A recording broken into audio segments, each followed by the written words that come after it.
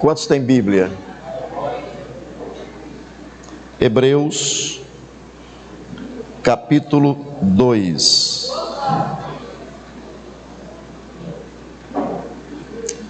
Meu coração está ardendo pela presença do Senhor. Aleluia, glória a Deus. Sejam muito bem-vindos a esta reunião de adoração. Sejam muito bem-vindos a este momento onde nós colocamos o nosso coração diante de Deus e Deus tem prazer em tornar realidade a presença dele entre nós. Você é um abençoado. Você que veio, você foi trazido pelo Espírito Santo. Tem gente que nem era para estar aqui hoje. Tem gente que nem era para estar aqui hoje. Hoje mesmo encontrei um rapaz que eu tenho um apreço muito grande. Ele disse: pastor, eu estava passando lá em frente à casa do Deberaldo e ele me convidou para vir aqui hoje. Olha, que coincidência inusitada. Não é uma coincidência apenas, é uma cristocidência. Então, essas coisas acontecem de maneira que Deus, Ele tem anseios, desejos, em que as pessoas no mundo inteiro o adorem. Amém? Então nós vamos ler mais uma vez Hebreus capítulo 2, versículo 5 até o 9. Eu vou ler até o 14, porque nós temos algumas lições que podemos extrair daqui, algumas verdades que podemos extrair daqui, e certamente Deus vai falar com você esta noite mais uma vez. Quem estava domingo passado aqui? Deus falou contigo? Deus fez fluir vida, né? A fonte estava jorrando, e eu acredito que a mesma fonte está jorrando hoje aqui. Se você acredita, levante uma de suas mãos e diga glória a Jesus. Porque não foi aos anjos que sujeitou o mundo futuro de que falamos, mas em certo lugar testificou alguém dizendo: que é o homem para que dele te lembres? Ou o filho do homem para que o visites? Tu o fizeste um pouco menor do que os anjos, de glória e de honra o coroaste, e o constituíste sobre as obras de tuas mãos. Todas as coisas lhe sujeitaste debaixo dos pés.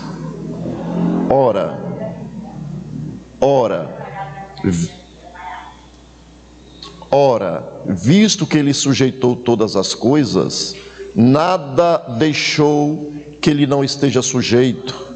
Mas agora ainda não vemos que todas as coisas lhe estejam sujeitas.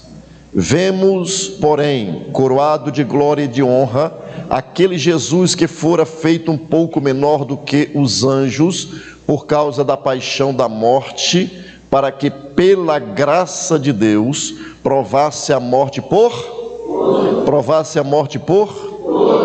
Espírito Santo. Nós lemos a tua palavra revelada, a tua palavra escrita, a tua palavra que o Senhor, há muitos anos atrás, inspirou profetas, inspirou apóstolos, inspirou homens, para que a tua palavra fosse colocada à disposição do teu povo. Hoje, 2021, nós estamos aqui nesta casa de oração, casa de adoração, casa de pão, desejoso de conhecer aquilo que está no teu coração, aquilo que tu fizeste na pessoa de Jesus, aquilo que o Pai designou para toda a humanidade. Por isso, ilumina-nos, fala conosco, orienta-nos e abre o entendimento deste povo, quebra as cadeias espirituais. Espírito Santo, eu te suplico encarecidamente, fala conosco de forma gloriosa. Que o Senhor Jesus apareça, ilumina o entendimento das pessoas e que Cristo seja entronado em cada coração. E todos dizem? Amém. Por favor, se assente. Eu resolvi ler até o versículo 9, mas eu pretendo ir até o versículo 14, se Deus me permitir. A semana passada, domingo passado, eu disse, repetindo, domingo passado, eu disse que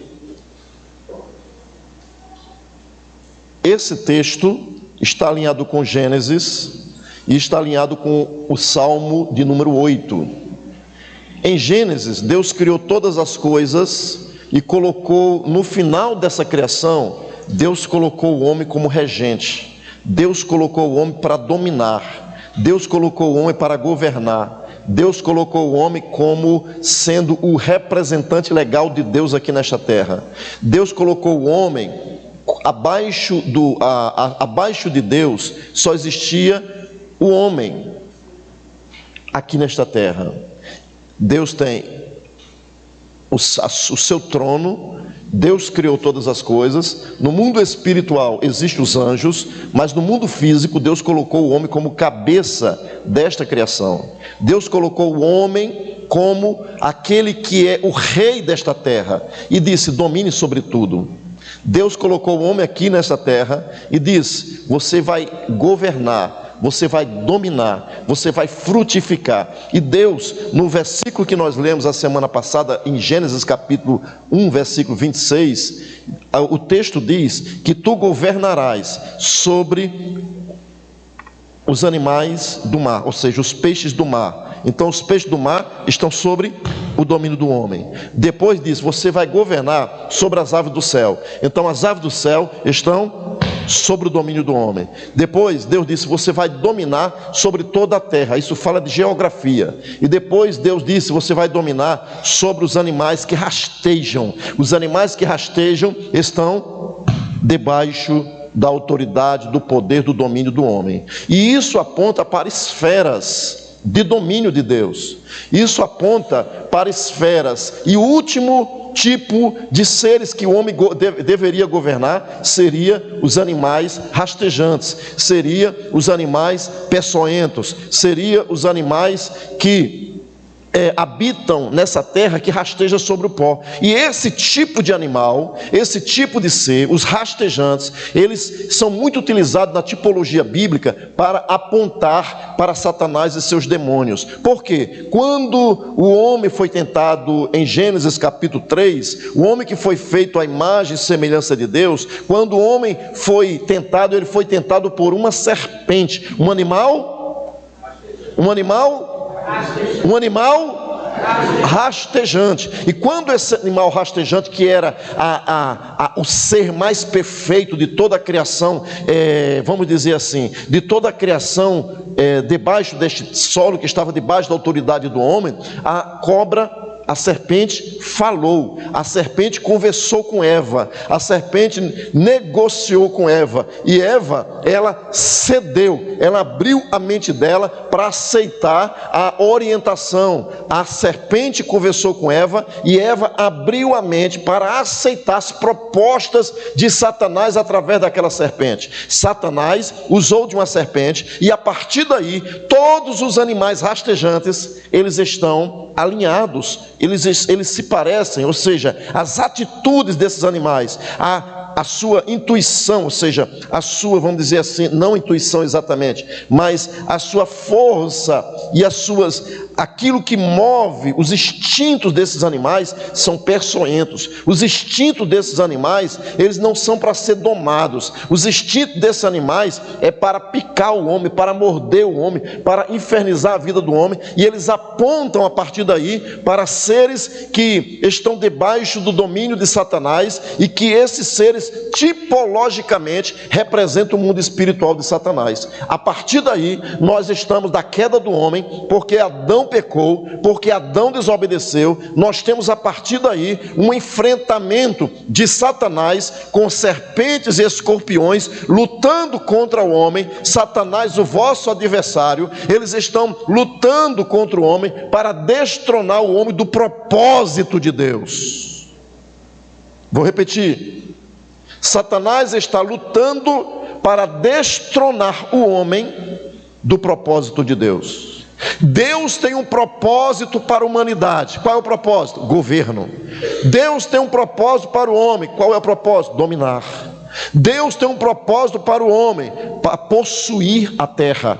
Isso tudo aqui foi entregue ao homem, mas o homem pecou, o homem desobedeceu, o homem quis ser independente, o homem não valorizou a proposta de Deus para ele. Então, quando o homem cai, Deus, que não volta atrás, ele mantinha o seu propósito de ter o homem como cabeça desta criação. Deus que não volta atrás, porque a Bíblia diz: eu, o Senhor, não mudo. Então Deus não mudou acerca do projeto para a humanidade. Deus tem um propósito para você. Deus tem um propósito para você, meu irmão, minha irmã. Deus tem um propósito para todos os seres humanos. Você foi chamado para dominar, você foi chamado para governar, você foi chamado para estar no trono, você foi chamado, mas só tem uma coisa. O escritor aos Hebreus, no versículo 5, ele diz: porque não foi aos anjos que sujeitou o mundo futuro de que falamos. O escritor aos Hebreus mostrou no capítulo 1 que Jesus é o Filho de Deus. O escritor aos Hebreus, no capítulo 1, mostrou que Jesus é superior aos profetas.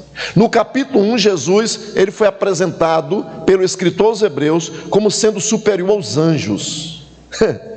Aquele que fora feito um pouco menor do que os anjos, agora ele é superior a todos os anjos quando ele venceu a morte. Ele vence a morte e ele é estabelecido como o cabeça da criação de Deus. O que Adão perdeu, Jesus restaurou. Meu irmão, eu vou dizer de novo, porque isso aqui é muito forte. O que Adão perdeu, Jesus veio, se submeteu, aprendeu a obediência, ele foi servo, ele viveu para agradar o Pai, ele não teve outra coisa na mente e no coração, senão se alimentar da vontade do Pai. E agora, quando ele se submete à cruz, quando ele se submete à morte, e ele ressuscita no terceiro dia, ele ressuscita vitorioso. Ele ressuscita poderosamente como cabeça da nova criação de Deus. Adão perdeu tudo lá no Éden. Jesus reconquista o direito de governo para o homem lá na cruz do Calvário. Ele ressuscita poderosamente, e no jardim da ressurreição ele ressuscita como o cabeça da nova criação de Deus. Ele ressuscita soberano, ele ressuscita com um nome que é sobre todo o nome, para que no nome de Jesus se dobre todos os joelhos dos que estão em cima no céu, na terra e debaixo da terra, e que toda língua confesse que Jesus Cristo é o Senhor, para a glória de Deus Pai. Oh, aleluia. Eu não sei se você está sentindo o que eu estou sentindo aqui, mas está queimando. Tem um ardor aqui dentro, o Espírito Santo testificando dessas verdades. Ai, aquele barracho.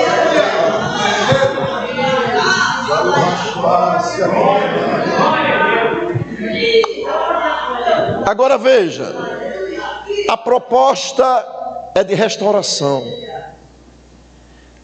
A proposta é de restauração. Adão colocou o mundo, a criação de Deus, subjugada a Satanás. Adão colocou a sua vontade escravizada por Satanás. Adão colocou os seus propósitos desalinhado com Deus e alinhado com Satanás. O homem que tinha uma visão de cima passou a ter uma visão de baixo. O homem que não tinha pecado, pecou, desobedeceu, desalinhou, entrou em desarmonia. Tudo que estava debaixo da autoridade do homem agora está distorcido. O homem foi impregnado pelo pecado, pelo seu erro, e agora todas as áreas que o homem tocou está contaminado pelo seu erro, pelo pecado. Então precisava, para que o projeto de Deus acontecesse, Deus precisava restaurar o homem, porque Deus restaurando o homem, Ele restauraria também a criação. Eu contei, não sei para quem, um cientista estava trabalhando no seu escritório, e o filho dele de 5, 6 anos, chegou onde ele estava, e disse: paizinho, pois não meu filho, paizinho, o que você está fazendo? Eu estou trabalhando, estudando, trabalhando em quê, papai? Eu estou estudando para consertar o homem, ou seja, consertar o mundo, colocar o mundo no seu devido lugar. Aí ele, como cientista, estava estudando coisas para colocar o mundo em ordem. Aí: eu quero ajudar o senhor, papai, eu quero ajudar o senhor a consertar o mundo. Aí o pai pensou assim, ele viu um mapa mundi na parede assim, grande. Aí ele pegou: tá bom meu filho. Ele pegou uma tesoura e ele começou a cortar geograficamente os continentes e alguns países. Pegou os continentes, cortou, fez daquele quebra-cabeça e botou assim e disse: está aqui meu filho, conserte o mundo com papai. Aquele menino ficou ali envolvido naquele quebra-cabeça de consertar o mundo. Passam uns 15 minutos, lá vem o menino correndo: pai, eu consertei o mundo, pai, eu consertei o mundo. O pai pensou: é um gênio. Meu filho tinha que ser filho de cientista para consertar, ter um QI hiper elevado para pensar dessa forma tão rápida. Consertou o mundo, mapa mundi.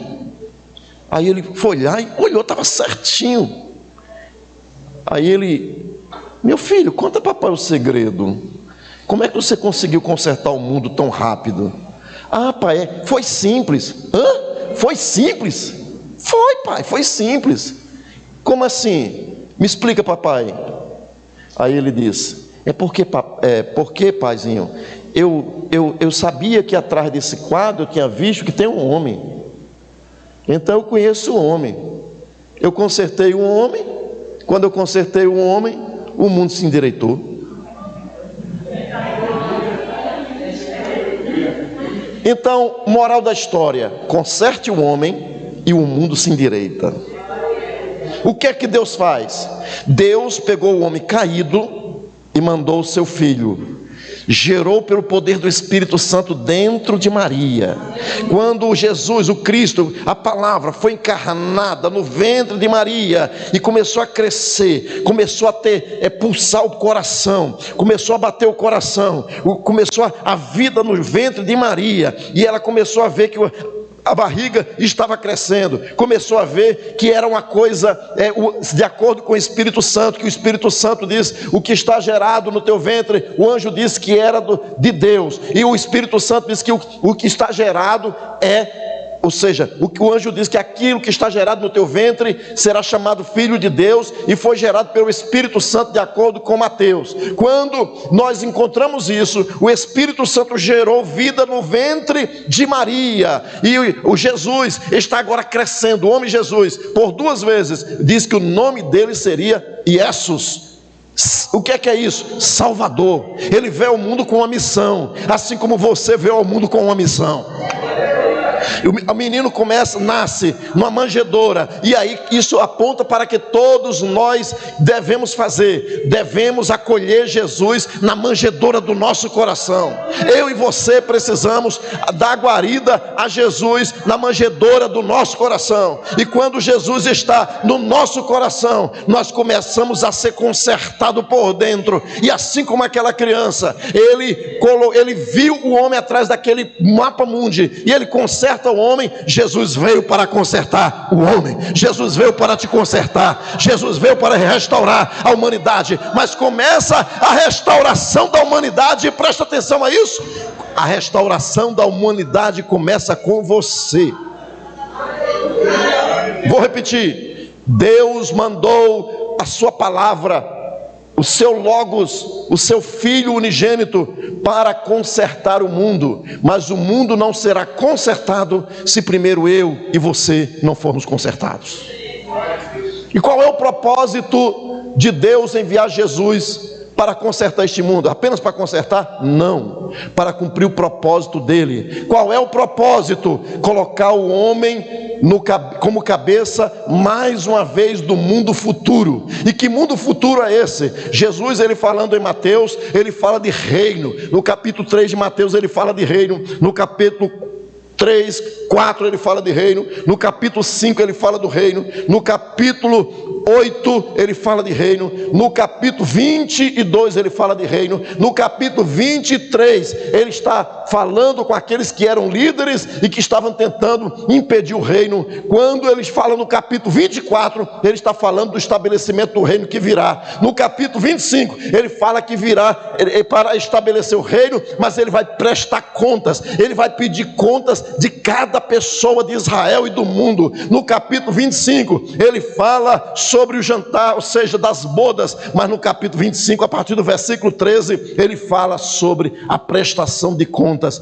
Quando ele fala sobre tudo isso, ele está dizendo: o mundo que eu prometi vai ser estabelecido, vai ser estabelecido aqui nesta terra para Israel, mas eu tenho um povo, oh aleluia, Jesus tem um povo que obedece, um povo que nasceu de novo, um povo que foi transformado, um povo que abriu o coração como manjedoura para que eu morasse. E por causa dessa atitude de todos nós, Jesus mora em cada crente, Jesus mora em cada salvo, Jesus mora nos filhos de Deus. Jesus nos transformou para que nós estivéssemos no trono. Aleluia. Oh, aleluia.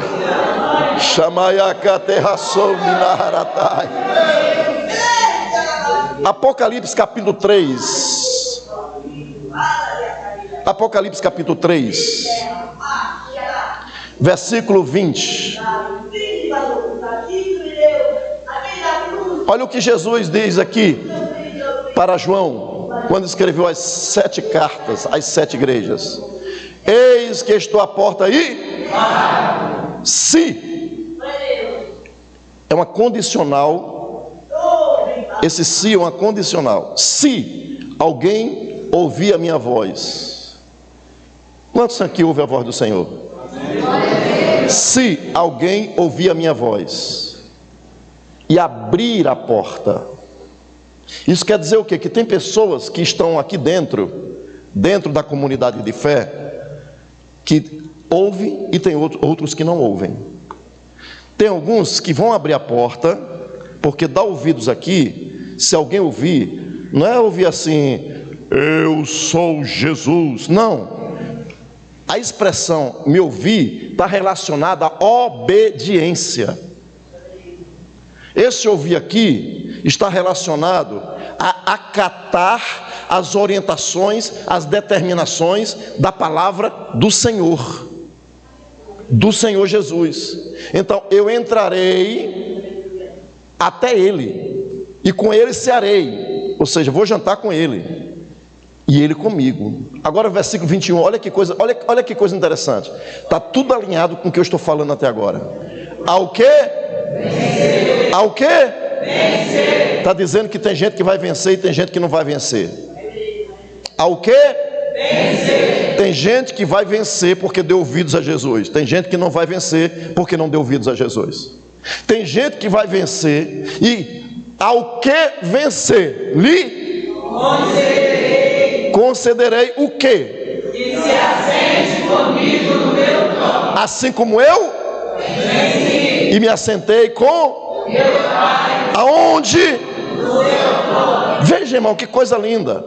Jesus está dizendo: se você der ouvidos, se você abrir a porta, eu vou entrar. E se eu entrar, eu vou cear, eu vou comer com você. E comer está relacionado à aliança.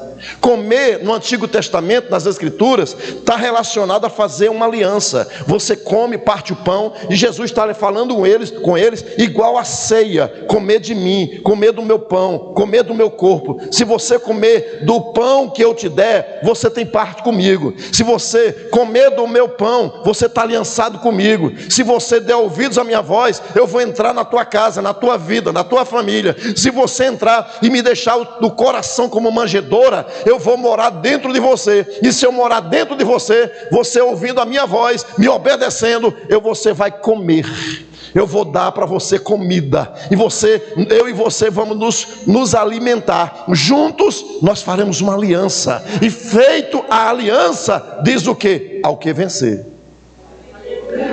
Se você está em Cristo, é nova criatura. As coisas velhas já passaram, eis que tudo se fez novo. E isso não provém de vós, mas de Deus, que fez todas as coisas. Agora é o seguinte: se você está em Cristo, você precisa ouvir a voz de Jesus. Se você está em Cristo, você precisa deixar chamar Jesus, conversar com Jesus, se aliançar com Jesus e comer com Jesus. Jesus vai comer com você. Para quê? Para que no final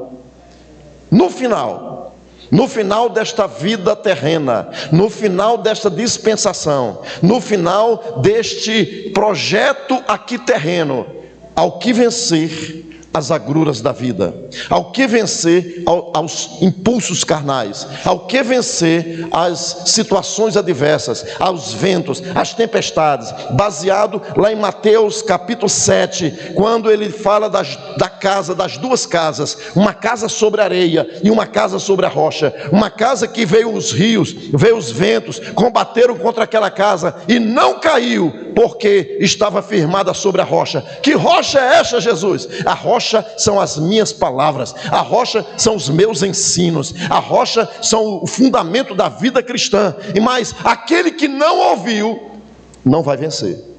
Aquele que não deu crédito às minhas palavras, aquele que não me obedeceu, não vai vencer. E somente aos que vencer, lhe concederei que se assente comigo no... Jesus está no trono. Vou dizer de novo: Jesus está no trono. Aleluia. Cleiton, Jesus está no trono. Jesus está no trono.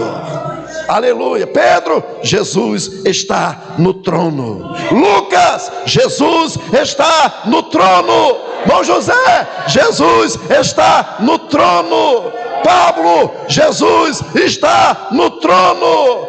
Oh, aleluia. Juliano, adore aquele que está no trono, junto com o irmão Abraão, porque ele tem o domínio sobre todas as coisas.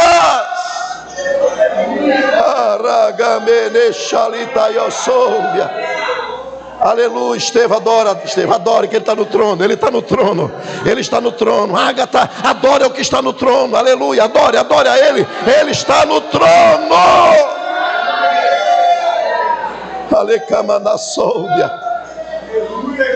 Juninho, Jesus está no trono. Carla, Jesus está no trono. Glória a Deus.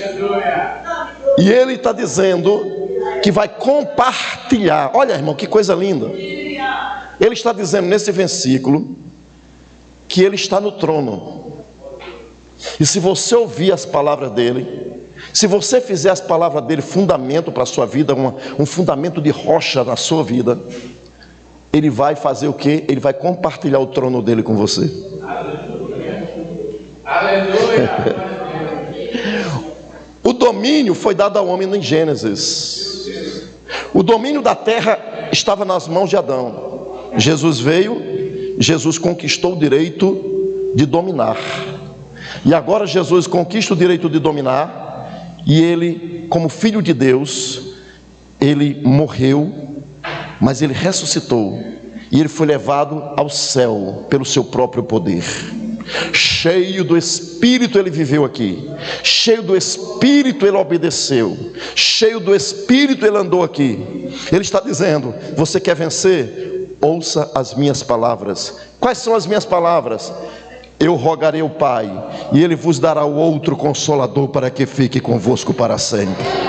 O Espírito de verdade que o mundo não pode receber, porque não vê, não conhece, mas Ele está em vós. E se sois guiados pelo Espírito, sois filhos de Deus. Se sois guiados pelo Espírito, Ele vai testificar dentro de você o coração que você pertence a Deus. E porque você é guiado pelo Espírito Santo, você vai operar as obras de Deus nessa terra, porque o Espírito Santo habita em você. É o Espírito Santo que capacitou Jesus, foi o Espírito Santo que capacitou Jesus a obedecer, e agora é o Espírito Santo que capacita a igreja a obedecer a Jesus. É o Espírito Santo que capacita você a ser mais do que vencedor. É o Espírito Santo que capacita a igreja para não andar em pecado. É o Espírito Santo que ajuda a agirmos como mais do que vencedores.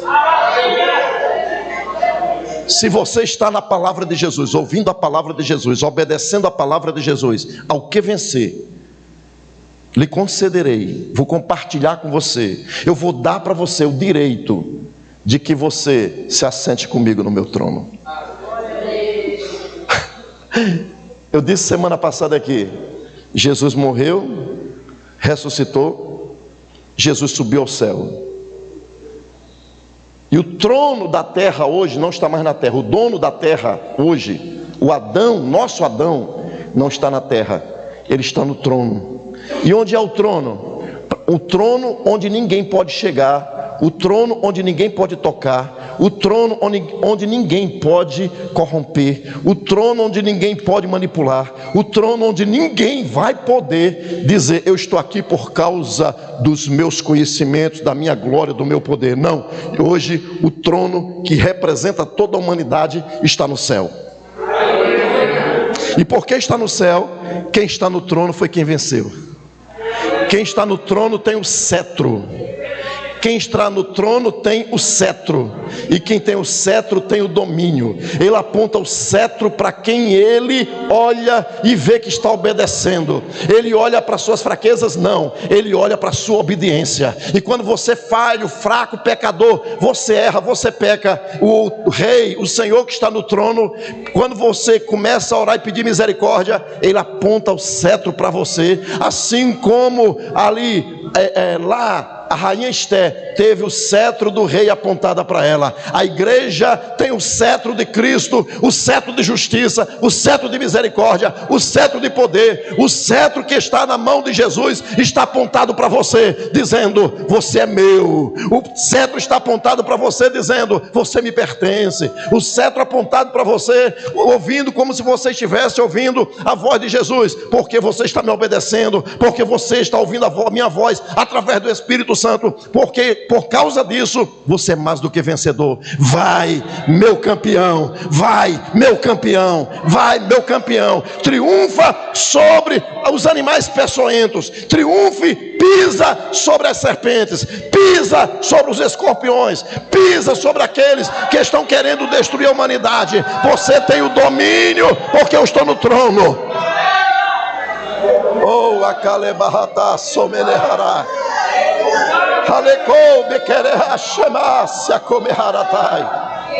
Agora preste atenção a isso. Eu disse que tinha dito semana passada e eu não concluí. Quando Jesus aqui diz: ao que vencer, lhe concederei, ou seja, eu venço no poder do Espírito, eu venço sobre as palavras de Jesus, eu venço. E Jesus disse: se você está dando ouvido à minha voz, é mais que vencedor. Eu vou conceder, eu vou lhe dar o direito, eu vou compartilhar com você o meu trono. Sabe o que é isso? Na sala do trono, existe uma sala do trono, e naquela sala do trono tem o trono maior. Então concederei que se assente comigo no meu trono, ou seja, esteja comigo no trono, na sala do trono. Ele diz aqui: como eu venci, então tem que ser do jeito de Jesus. E eu me assentei com meu Pai no seu trono. Ou seja, o Pai tem uma sala do trono. Do lado direito está Jesus. Do lado direito está o Filho. Como é que eu sei disso? Basta ver o que Estevão, a morte de Estevão. Estevão, quando estava morrendo, ele diz: eu vejo o Filho do Homem em pé à direita do Pai. Eu vejo o Filho do Homem em pé à direita. Ele está à direita. Ele é o comandante em chefe. Ele é o governante no céu juntamente com o Pai. E Ele está dizendo para mim e para você: eu vou conceder que você esteja sentado comigo numa das cadeiras no meu trono. Na sala do trono vai ter cadeira para você. Na sala do trono vai ter cadeira para você. Na sala do trono a igreja estará com Cristo no céu. Agora veja, foi isso que eu disse semana passada e vocês não perceberam. Jesus, Ele é Deus, amém? Ele é o Filho de Deus, então Ele é? Se Ele é Deus e Ele humanizou-se, então Ele também é? Se Jesus é Deus e Ele assumiu a forma de homem, Ele também é? Então diga: Jesus é homem. Agora, quando Ele venceu, a Bíblia diz: Pai, glorifica-me contigo com aquela glória que eu tinha antes que o mundo existisse. Jesus está dizendo: eu quero voltar para a tua presença, eu quero voltar para a tua face, eu quero voltar para a tua magnitude, a tua soberania. Eu quero estar sentado com o Senhor, como eu era sentado antes. Eu quero estar na tua glória. Eu quero estar no teu trono. Eu quero ter a alegria de me alimentar mais uma vez, em ter essa comunhão com o Senhor. Jesus, Ele desce como a palavra. Ele nunca tinha experimentado isso. Redobre a sua atenção. Jesus nunca tinha experimentado isso.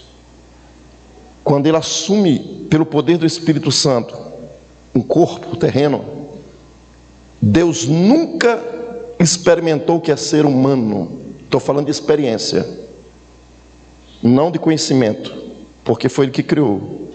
Agora Jesus se rebaixou, Ele se reduziu, Ele se diminuiu, Ele foi se reduzindo, chama-se reducionismo. É igual aquela caixa d'água grandona, gigantesca, do Rio Guandu, que vem nas tubulações gigantescas, grossonas. Aí vai chegando na cidade, vai diminuindo.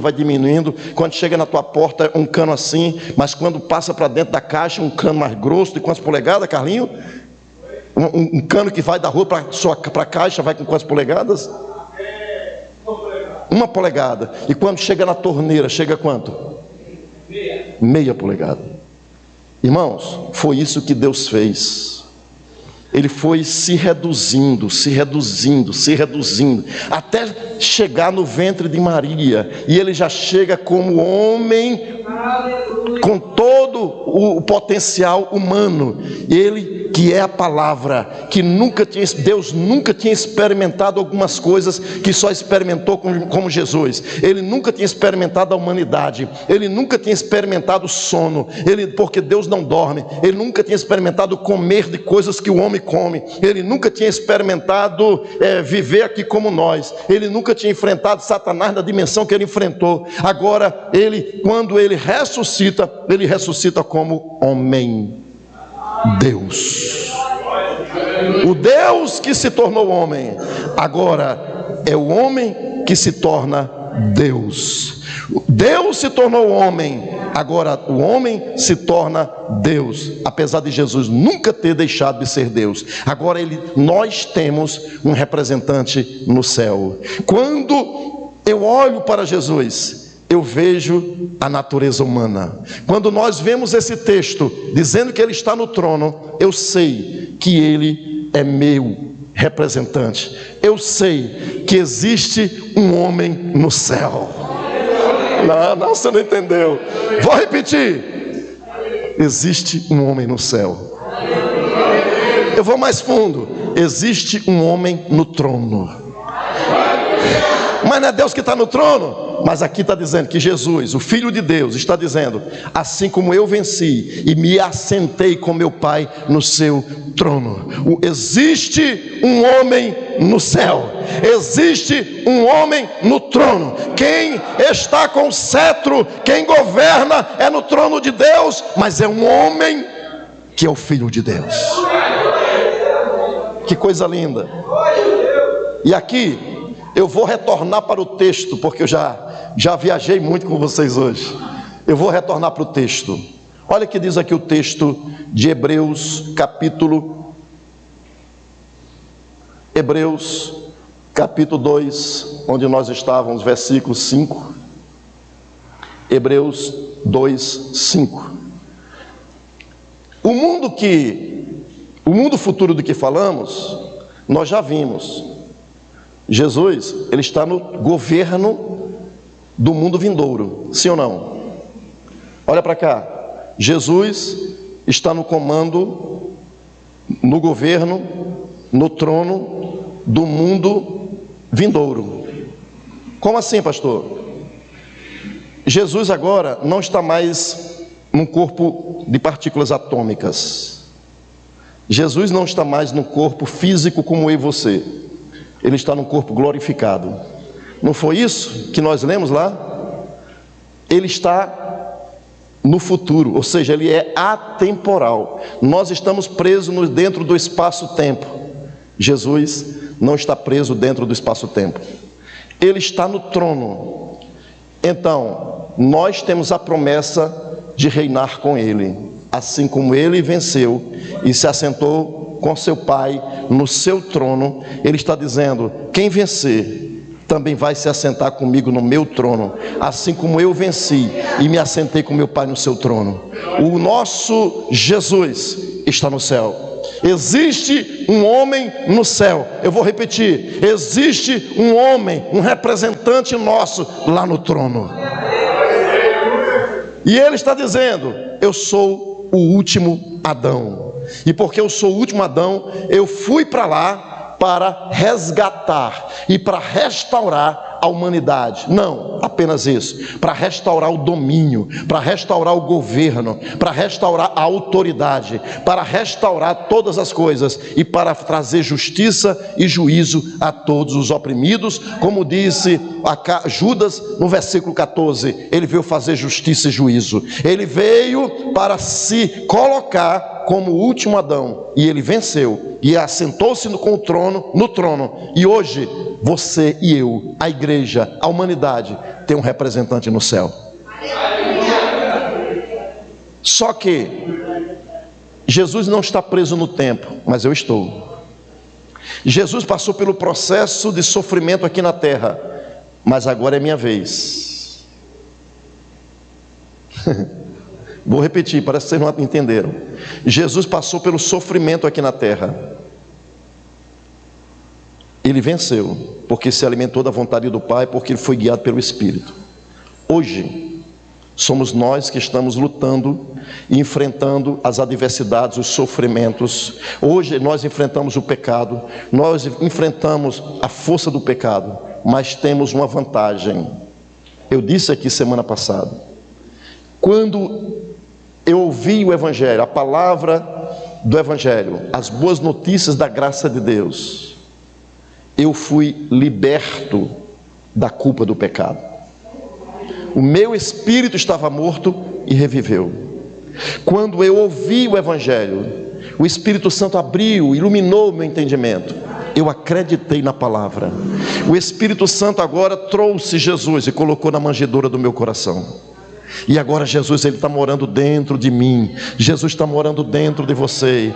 O sonho, o projeto de Deus, o propósito de Deus mora dentro de você.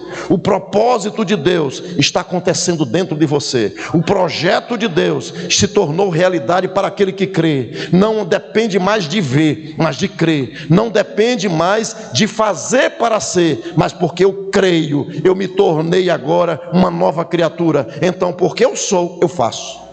Porque eu sou, eu tenho. Porque eu sou, eu ajo. Porque eu sou em Cristo uma nova criatura. Eu agora vou agir na dimensão de fé que a revelação bíblica me ensina.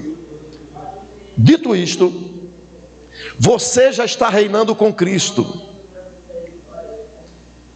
mas Ele tem domínio do tempo, eu ainda não. Ele está no trono, vamos dizer assim, num corpo metafísico, eu ainda não, mas eu estou representado lá por Ele. Amém, Carlinho? Eu e você estamos limitados aqui, no nosso corpo físico, nos nossos pensamentos, na nossa fala, mas o nosso espírito está sentado no trono. Não, você não entendeu, você não entendeu. Papai, abra os olhos dele. Você está preso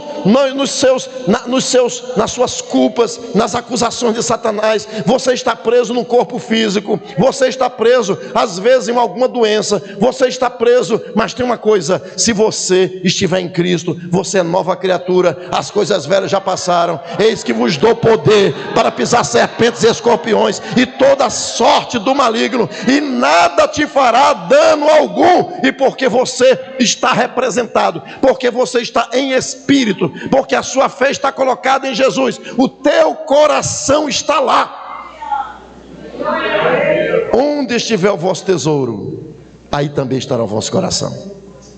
Se o vosso tesouro está no trono, se o vosso tesouro está no trono, então, meu irmão, nada aqui vai tirar o teu foco. Se o teu tesouro está em cima, lá no trono, então nada vai te fazer mal algum. Satanás não pode te tocar. Ele pode até tocar no teu corpo, pode até tocar na tua família, pode ter alguma autorização de Deus para mexer em alguma área da sua vida, mas você está firmado na palavra, você está firmado em Cristo, você está no trono, e porque você está no trono, Satanás não pode fazer nada contra você. Você está no trono. Alguém pode vir e te prender, mas tem uma coisa: você está representado pelo governante do universal, pelo governante da celeste, pelo governante da criação. Você está no trono, espiritualmente você já está lá.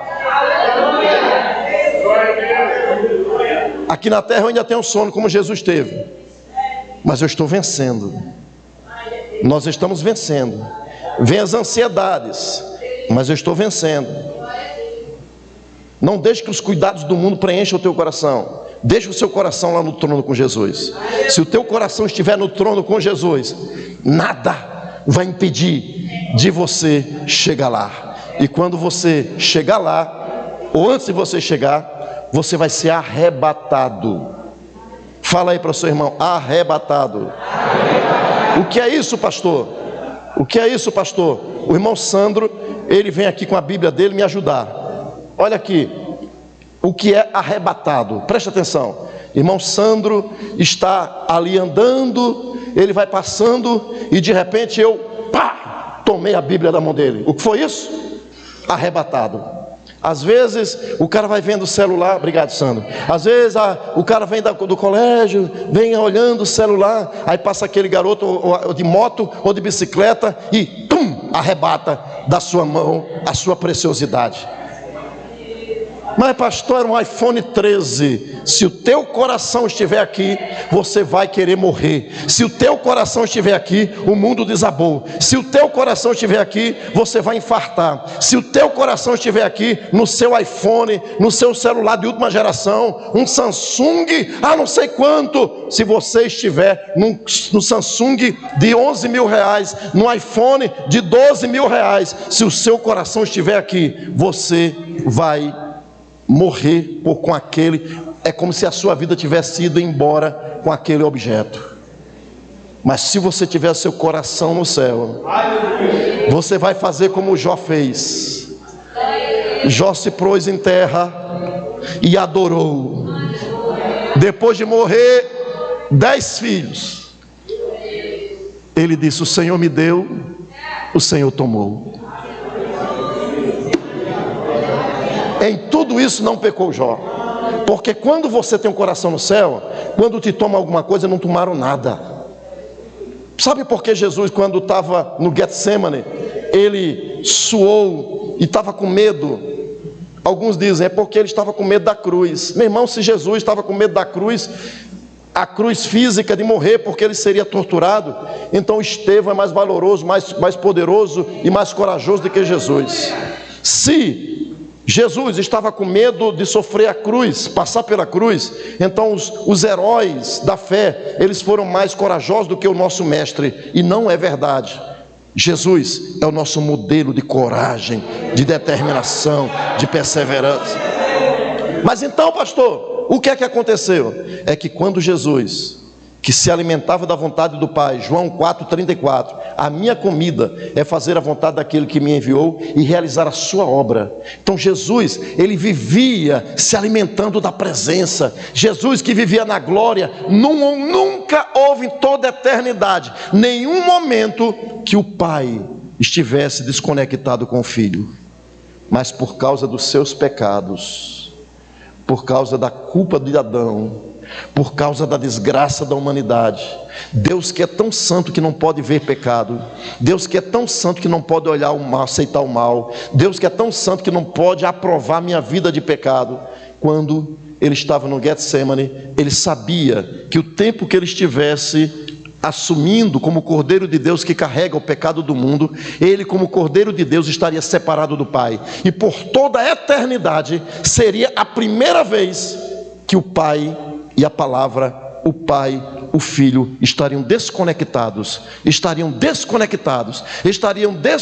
separados por causa da morte espiritual. E por toda a eternidade nunca houve um milésimo de segundo que o Pai, que Deus estivesse separado, mas por causa do seu pecado, por causa da sua culpa, por causa das nossas desgraças, Jesus, ele aceitou a vontade do Pai. É por uma causa maior. Você vai ficar separado apenas 3 horas na cruz, naquelas 3 horas que tu estiveres como Cordeiro Pascal, naquelas 3 horas você vai estar carregando o pecado da humanidade, naquelas 3 horas você vai estar assumindo a culpa de toda a humanidade. Mas quando você vencer, mais uma vez você estará comigo na glória, e todos aqueles que ouvirem a tua palavra, todos aqueles que obedeceram a tua palavra, todos aqueles que fizerem a casa na rocha, você vai compartilhar com eles o reino, e eles vão governar o mundo, eles vão governar todas as coisas. Eu vou dar a terra aos judeus, mas tem uma coisa: aqueles que me obedecem, eles assumirão o trono comigo, e por toda a eternidade vai ter uma posição especial, e por toda a eternidade vão viver acima da mediocridade. Agora preste atenção a isso. Quando Jesus morreu na cruz e ele ressuscitou, diz aqui que ele não foi aos anjos que sujeitou o mundo futuro de que falamos. Você tem algo a mais, Deus tem algo a mais para você do que tem para os anjos. Os anjos estão perfeitos, estado perfeito, inalterável. Segundo os teólogos, os biblistas, eles dizem que depois da queda de Satanás, todos aqueles anjos foram provados, e a partir dali, eles são chamados de anjos eleitos.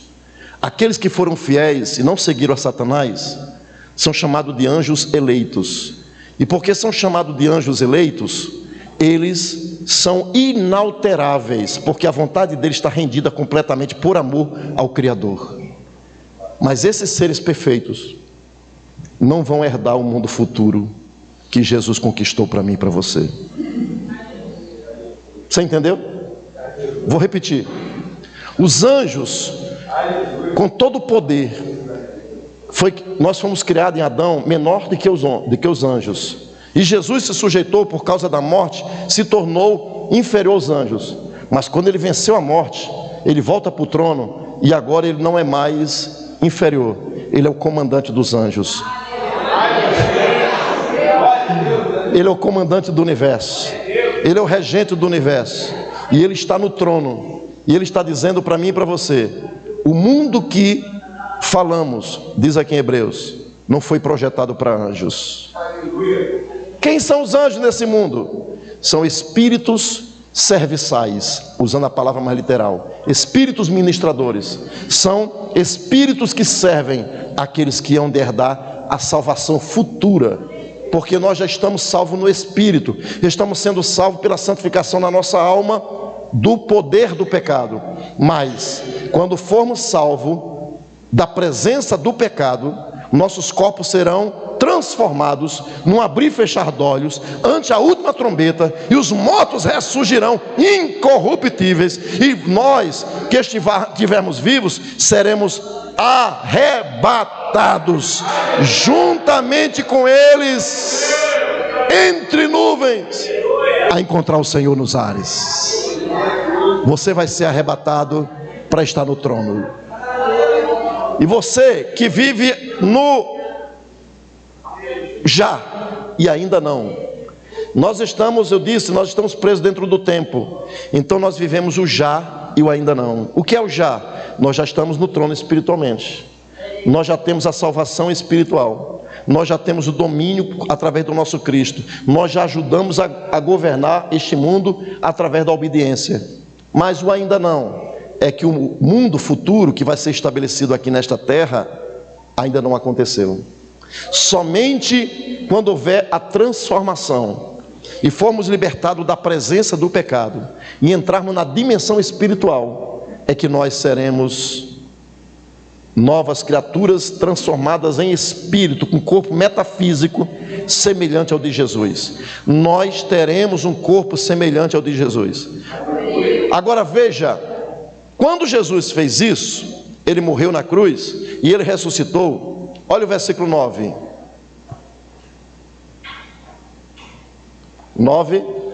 Vemos, porém, o quê? Vemos, porém, quem? Oh, para aí. Vemos agora, coroado de glória e de honra. Quem? Aquele Jesus. Quem? Aquele Jesus. Vemos coroado de glória e de honra aquele Jesus. Que coisa linda! Aquele Jesus que foi crucificado, aquele Jesus que encarnou e enfrentou a morte na cruz por mim e por você. Vemos ele coroado, versículo 9, coroado de glória e de honra. Aquele Jesus que foi feito um pouco menor do que os anjos por causa da paixão da morte. Veja o que diz aqui: para que tudo isso, ele está coroado de honra, de glória, e ele sofreu a paixão da morte. Para quê? Para que, igreja? Pela graça de Deus. Primeira coisa, pela graça de Deus. Segundo, provasse a morte por todos. Provasse a morte por todos. E aqui eu vou mostrar para vocês 4 áreas. 4 áreas. Em 10 minutinhos, 9 minutos. Para 9 horas eu quero parar. 4 áreas que o escritor aos Hebreus mostra esse todos que Jesus... Ou vocês querem que na próxima semana eu fale sobre isso? Porque vai ter muita coisa, né, varão? Vamos deixar para a próxima semana? Próximo domingo? Aí se eu esquecer, você me lembra. Aí a gente fala só sobre isso. 4 coisas que o escritor aos Hebreus está dizendo nesse versículo, nesse capítulo, que Jesus provou a morte por todos. Esteja de pé em nome de Jesus.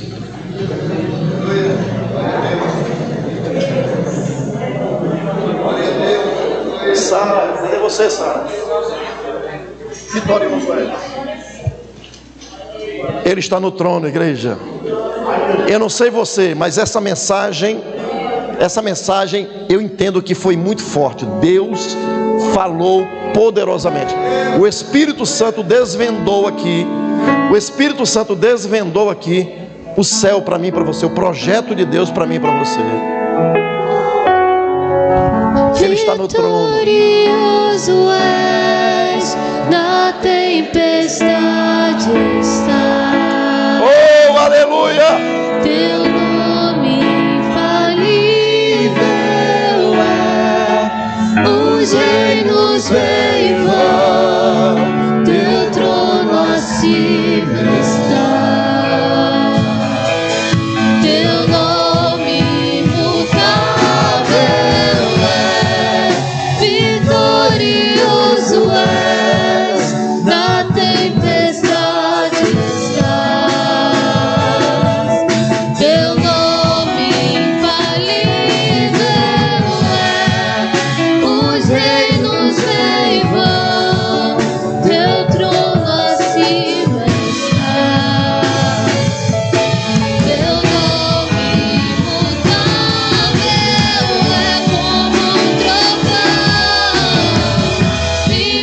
impetuoso, poderoso és, grandioso és, que vem ao céu,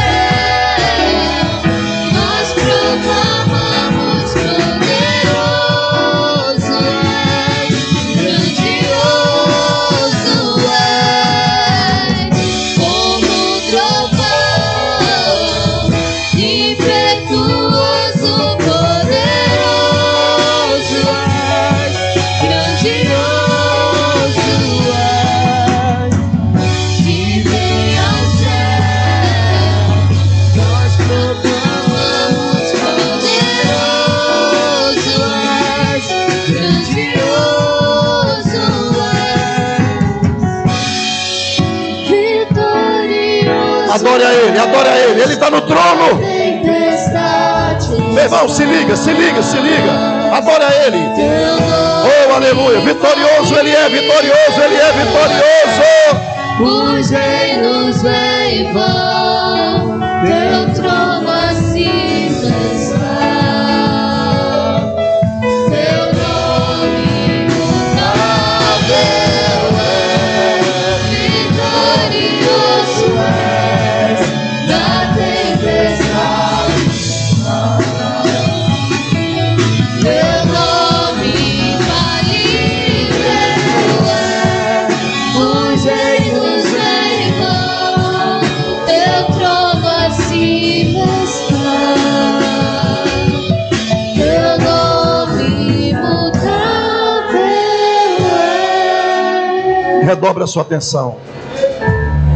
Depois de você ouvir esta palavra, quantos entenderam esta palavra?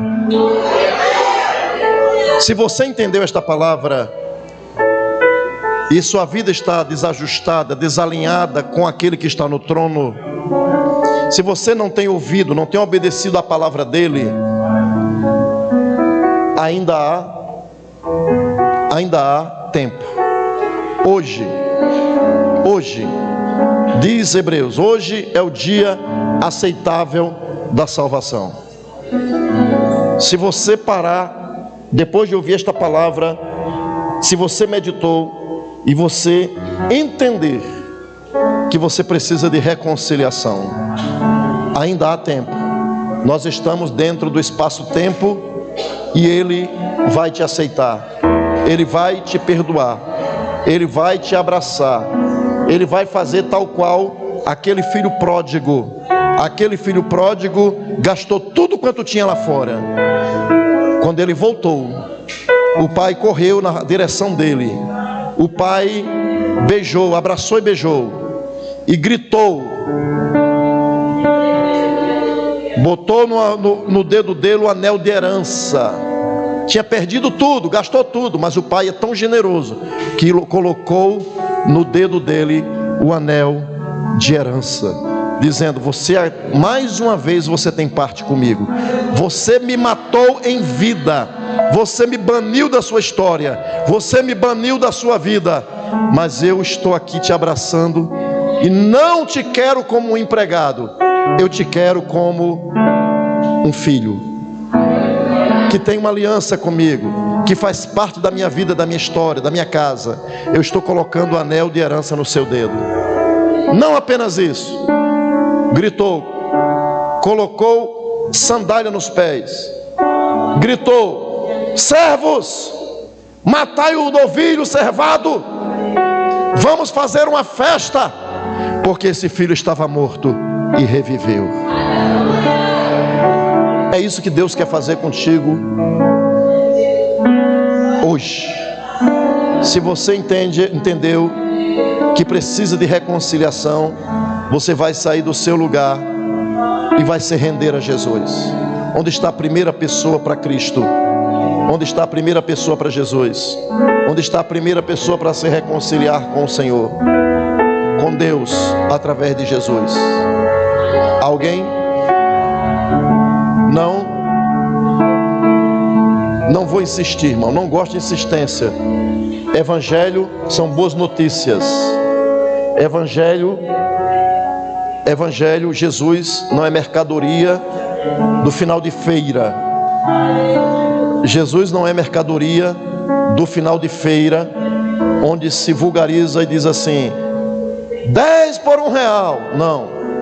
Jesus, Ele é a coisa, o dom mais precioso de Deus para a humanidade. E deve ser valorizado. Por isso, eu só chamo uma vez. Não quer? A minha responsabilidade com você foi transferida. Agora você é responsável por você. Eu disse que Jesus está no trono, amém? Fala para o teu irmão aí: há um homem no céu. Repete: há um homem no trono. É o meu representante. No Antigo Testamento, por favor, redobre sua atenção.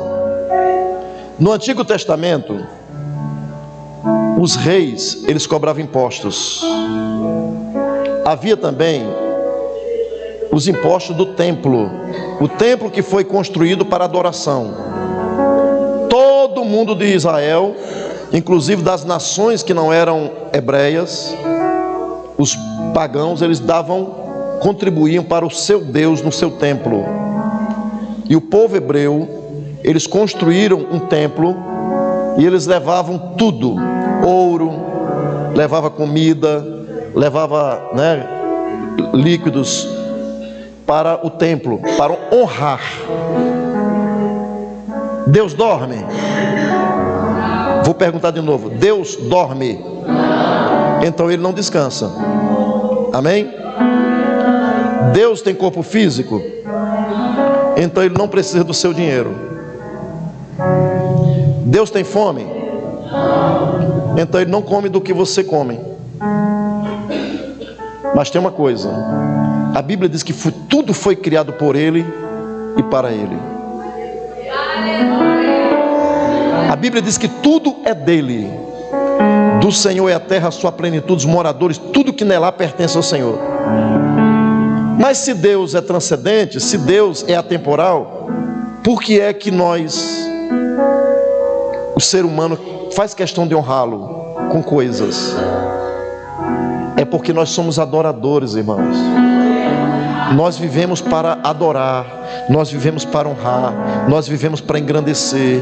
A nossa vida tem sentido quando eu pego os meus valores e eu trago na presença dele e digo: Deus, a minha vida é tua, o meu salário é teu, o meu emprego é teu, a minha casa é tua, a minha família é tua, o meu carro, Senhor, aquele carrão bonito que o Senhor proveu, foi o Senhor que deu, é teu.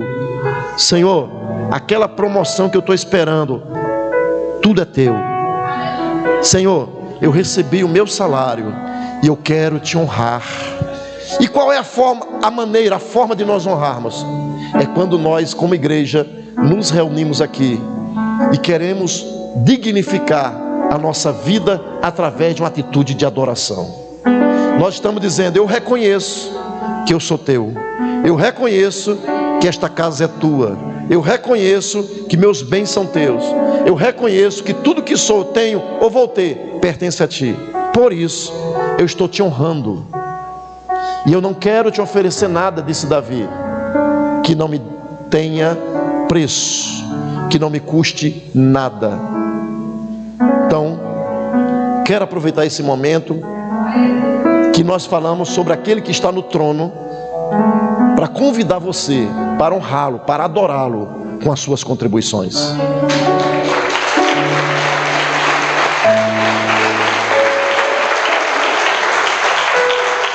Cadê a irmã Simone? Vem cá, Simone. Irmã Simone vai adorar. Curva a sua cabeça, coloque as duas mãos no seu coração, ou pegue o seu valor, a sua contribuição, a sua adoração, porque para religioso é dinheiro, mas para adorador é adoração. Para quem é religioso, a pessoa está tirando do sustento dela para dar para o pastor, mas quando você olha, você não vê dinheiro, você vê sementes para tributar aquele que é o dono da igreja.